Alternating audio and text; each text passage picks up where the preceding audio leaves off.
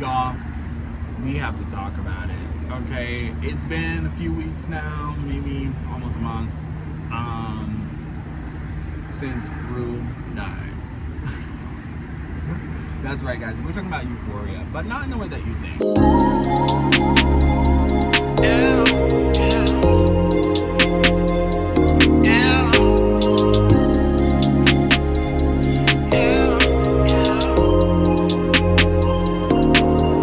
So Euphoria just ended, and I'm not gonna lie, the show was very hard for me to watch, and I still haven't gotten through all the way through season 3, but I do know how it ends, and I'm okay with actually not really fully watching it. It just gives me too much anxiety, but it made me think of the show Degrassi. Now, growing up, Degrassi was the show about teens. It's been around forever. If you don't know what it is, they have Degrassi Juniors, Degrassi High, Degrassi Next Generation. They even have some after that, New Class, all that stuff that I just grew out of. Degrassi was us 90s kids, early 2000s kids, the 10s kids. It was our Euphoria. However, here's my thing. I feel like Euphoria taught us that, for me, Euphoria glorified bad behavior. It glorified drugs in high school. It glorified being a bully, being a maniac, a psychopath. It glorified drug dealing. It glorified having OnlyFans, and I'm not talking about the Cassie situation. I'm talking about the character in season 1, who the heavyset girl who was doing online domination stuff. It glorified all this bad behavior for high schoolers, right? Whereas Degrassi had all these situations, but they taught us what the consequences would be. If you have unprotected sex, you're most likely going to get pregnant if you're not careful. It showed us how gay bashing can affect someone emotionally, more than just physical. It taught us that if you bully someone, the chances are you may get shot in the back. Shout out to Drake, Wheelchair Jimmy. Or, messing with, calling someone trash, little JT getting stabbed, and Liberty being left with the child to be a single mom in high school. Whew. Degrassi taught us if you wear a thong and it is shown to the public, the boys are probably going to think you're a whore. In Euphoria, it glorified that bad behavior. Sleeping with your best friend, and you ultimately get sleeping with your best friend's boyfriend, and you get married to him. The consequences that you end up with this guy, it's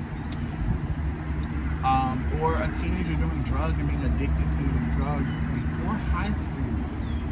Before ending high school, and ultimately it costing her life after getting out of really bad situations. And then the Nate Jacobs guy, fucking psychopath. And there's these correlations that I see. So you have Manny Santos, who I think is a exact carbon copy. It's like a more adult version. Maddie from Euphoria is a more adult version. Where Cassie is a version of Emma. Where Sean and Jay is a version of Nate Jacobs. So it's very interesting to see these characters be glorified and highlighted in this way. And I think my true thing with Euphoria is that, the main star came from Disney, and not to say that she can't have other roles in her life. Yes, she's a grown woman. She has the right to go do whatever she wants to do. It's just a slippery slope when you have kids who are still trying to I remember a post that she posted, and people were trying to figure out why was she doing Casey on the cover. And she was like, I do it for these kids or whatever, the kids in her life, you know, they need representation. But then in a short period of time, she turned around and had Euphoria. So those same people, especially with the internet, they're gonna go look up what you're doing. And now they see you on TV doing drugs in the bathroom, or it was a weird thing. And for me, Euphoria overall, I don't like the show. I don't think, other than it being chaotic and anxiety ridden, I don't think it has any meaning to it. Like, what is the show even about? What's the purpose of the show?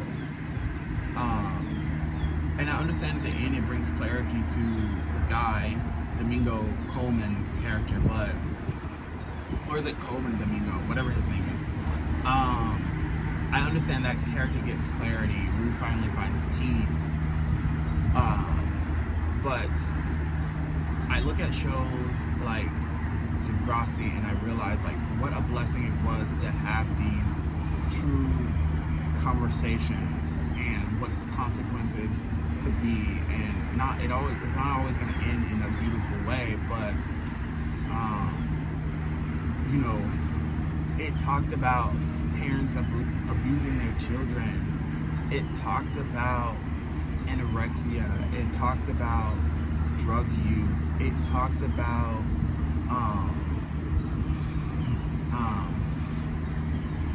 falling in love with your best friend's boyfriend and how that will really cost you a relationship. And no, she's not going to be your manager after you do it. Like, Euphoria to me is just unrealistic. Like, it's realistic, but it's unrealistic. It's just like, sure. And I just think in today's society, like, I hate to be that older person, that prude. I think I'm becoming that person.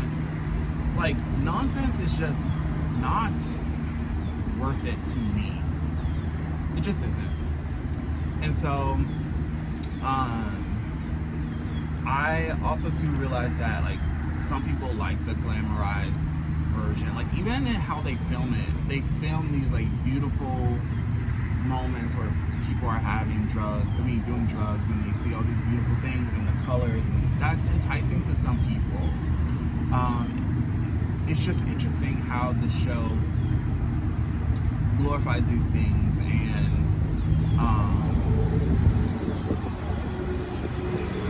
people really are like, they love it. And I only hope that like no kids are watching this. And maybe that's just me on my high horse. I got on here for about 8 minutes to talk about how I don't like Euphoria and how Degrassi is better, but so that's my prerogative. That's how I feel about it.